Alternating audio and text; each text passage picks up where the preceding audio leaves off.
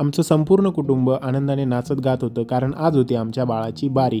आमच्या बाळाला ह्या जगामध्ये येऊन 12 दिवस पूर्ण झालेले आणि आज त्याचं बारी होणार होती आणि त्यासाठी ही सगळी तयारी चाललेली होती. घरासमोर मंडप, रांगोळी सजलेली होती आणि आचारीही आलेले होते. कारण आज आमच्या घरी सर्वांसाठी जेवण असणार होतं. आज एकादशी असल्यामुळे आज आम्ही खिचडीचा आणि झिरक्याचा बेत केलेला होता.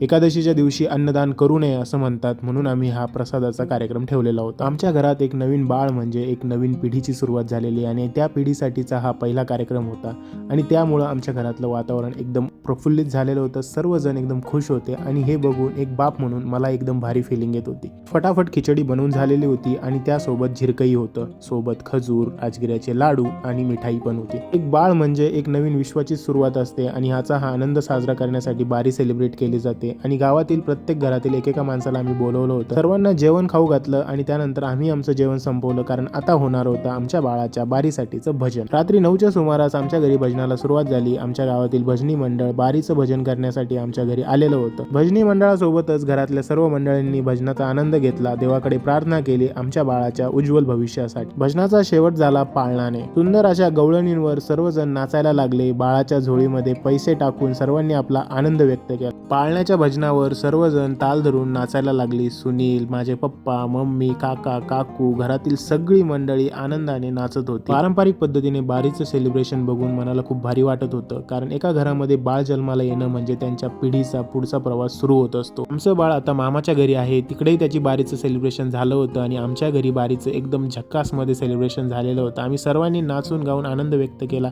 भेटूया पुढच्या मिनी ब्लॉगमध्ये. तोपर्यंत लाईक, शेअर, सबस्क्राईब.